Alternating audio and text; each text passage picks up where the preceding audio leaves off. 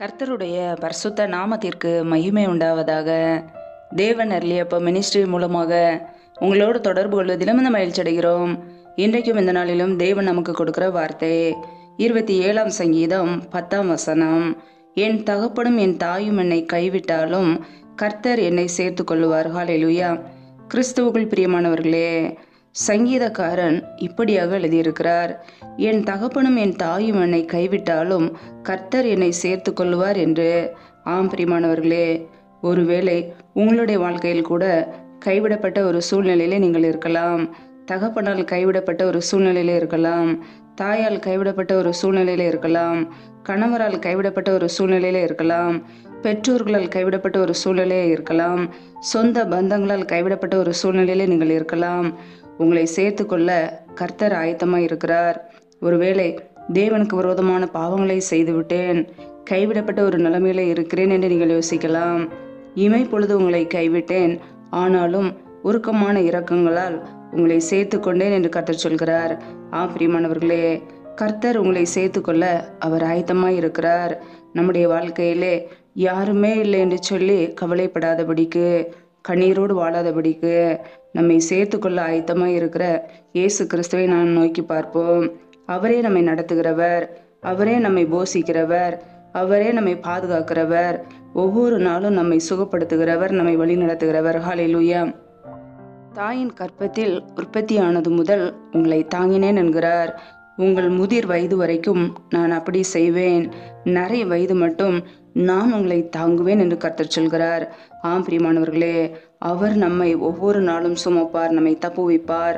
அவருடைய நீதியின் வலது கரத்தினாலே நம்மை தாங்குவார், அவருடைய கிருபையினாலே நம்மை தாங்குவார். ஹல்லேலூயா. இந்த உலகத்திலே கைவிடப்பட்ட ஒரு நிலைமையிலே இருக்கலாம், சோர்ந்து போய் இருக்கலாம். கர்த்தர் உங்களை சேர்த்து கொள்ள அவர் ஆயத்தமாக இருக்கிறார். அவர் ஒருபோதும் கைவிட மாட்டார். நம்முடைய வாழ்க்கையிலே மரண பரியந்தம் நம்மை நடத்துகிறவர். ஹல்லேலூயா. ஆபத்தான காரியங்களுக்கு நம்மை தப்புவிக்கிற தேவன், ஒவ்வொரு நாளும் நம்மை பாதுகாக்கிறவர். முதிர் வயது வரைக்கும் நான் அப்படி செய்வேன் என்று நமக்கு வாக்குத்தத்தம் செய்திருக்கிறார். பிரியமானவர்களே, தாயின் கற்பத்தில் நம்மை தெரிந்து கொண்ட தேவன் ஒவ்வொரு நாளும் நம்மை தாங்கி நடத்துகிறவர். முதிர் வயது வரைக்கும் நம்மை நடத்துவார். ஒருவேளை சின்ன சின்ன காரியங்களுக்கு, தேவைகளுக்கு நாம் கவலைப்படலாம். ஆனால் நம்முடைய வாழ்க்கையிலே கர்த்தர் நம்மை போஷிக்கிறவராய் இருக்கிறார், நம்மை உடுத்துவிக்கிறவர். நாளைய தினத்தை குறித்து கவலைப்படாதபடிக்கு நம்மை சேர்த்து கொள்ள ஆயத்தமாக இருக்கிற கர்த்தரை சார்ந்து கொள்வோம். அவர் நம்முடைய குடும்பங்களை பாதுகாப்பார், நம்முடைய தேவைகளை சந்திப்பார், ஒருபோதும் நம்மை கைவிட மாட்டார். ஹல்லேலூயா. மரண பரியந்தம் நமக்கு துணையாக இருந்து நம்மை நடத்துவார். இந்த உலக மனிதர்கள் நம்மை கைவிடலாம், நம்மை உருவாக்கிய தேவன் நம்மை ஒருபோதும் தள்ள மாட்டார், அவர் கைவிட மாட்டார், அவர் நம்மை மறப்பதில்லை. ஹல்லேலூயா. ஒவ்வொரு நாளும் கர்த்தருக்கு பிரியமுள்ள ஜனங்களாய் அவரை சார்ந்து கொண்டு அவருடைய வழியிலே நடப்போம். அவர் நம்மை மரண பரியந்தம் வரை, முதிர் வயது வரை நம்ம நடத்துவார். ஹல்லேலூயா. கர்த்தர் தாமே இந்த வார்த்தையின்படி உங்களை ஆசீர்வதிப்பாராக. ஆமேன். நம்மை நாமே அவருடைய சமூகத்திலே தாழ்த்தி அர்ப்பணித்து ஜெபிப்போம். ஜெபம். எங்களை அதிகமாக நேசிக்கிற எங்கள் அன்பின் பரலோக தகப்பனே, மை துதிக்கிறோம், ஸ்தோத்திரிக்கிறோம் அப்பா. ஒவ்வொரு நாளும் கண்ணின்மணி போல எங்களை பாதுகாத்து கிருபையோடு ஜீவனோடு வைத்திருக்கிறீரே, உமக்கு நன்றி நன்றி நன்றி. ஒவ்வொரு நாளும் எங்களுடைய தேவைகளை சந்திக்கிறவரே நன்றி அப்பா. ஒவ்வொரு நாளும் எங்களுக்கு என்னென்ன காரியங்கள் தேவையோ எல்லாவற்றையும் சந்தித்து எங்களை பாதுகாக்கிறீரே நன்றி. இப்பொழுதும் இணைந்திருக்கிற ஒவ்வொரு குடும்பங்களையும் என்னுடைய கரங்களிலே அர்ப்பணித்து ஜெபிக்கிறோம். என் தேவன் தாமே பிள்ளைகளை பாதுகாத்து கொள்வீராக. என் தேவன் தாமே பிள்ளைகளை ஆசீர்வதிப்பீராக. பிள்ளைகள் செய்கின்ற எல்லா வேலைகளையும் ஆசீர்வதிங்க. கையின் பிரயாசங்களை பெருக பண்ணுங்கப்பா. கையின் பிரயாசங்களை ஆசீர்வதித்து வர்த்திக்க பண்ணுங்க.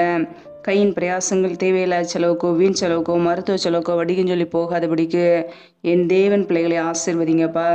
எந்தெந்த குடும்பங்களிலெல்லாம் வேலைக்காக ஜெபிக்கிறார்களோ, பிள்ளைகள் படிப்புக்கேற்ற நல்ல வேலைகளை ஏற்படுத்தி கொடுங்க. எந்தெந்த குடும்பங்களிலெல்லாம் கர்ப்பத்தின் கனிக்காக ஜெபிக்கிறார்களோ, என் தேவன் பிள்ளைகளை ஆசீர்வதிங்கப்பா. பிள்ளைகள் கர்த்தரால் ஒரு சுதந்திரம், கர்ப்பத்தின் கனி அவரால் கிடைக்கும் பலன் என்று வேதத்திலே வாசிக்கிறோம். பிள்ளைகள் வாழ்க்கையில் இருக்கிற நிந்தை, அவமானம், கண்ணீர் எல்லாவற்றையும் துடைத்து ஆசீர்வதிப்பீராக. அண்ணாலை ஆசீர்வதித்து ஆண் குழந்தையை கொடுத்தது போல என் தேவன் பிள்ளைகளை ஆசீர்வதிங்க. நம்முடைய கரங்களில் அர்ப்பணிக்கிறோம்.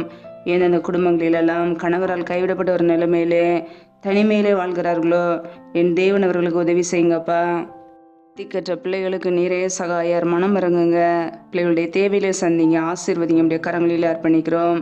எந்தெந்த குடும்பங்களிலெல்லாம் கணவன் மனைவிக்கிடையே பிரிவினோடு பிரச்சனையோடு வாழ்கிறார்களோ என் தேவன் அந்த குடும்பத்தை சந்திப்பீராக.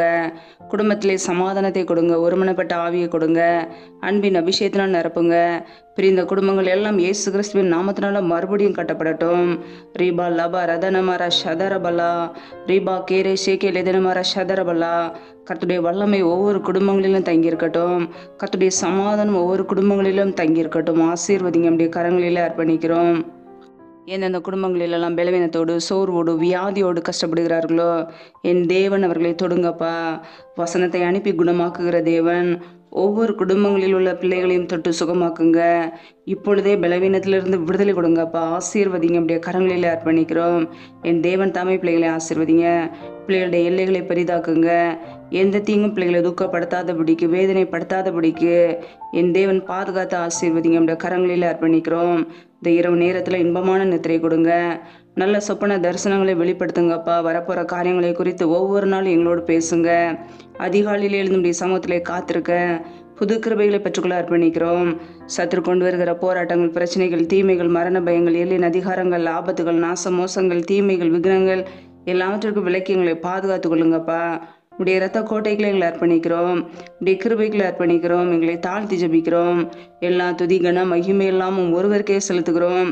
இயேசு கிறிஸ்துவின் மூலம் ஜெபிக்கிறோம் ஜீவனுள்ள நல்ல பிதாவே, ஆமேன். கர்த்தர் தாமே உங்களையும் உங்கள் குடும்பங்களையும் ஆசீர்வதிப்பாராக. ஆமேன். Thanks for watching. Please subscribe our channel. Click the like and share. Click the bell. God bless you.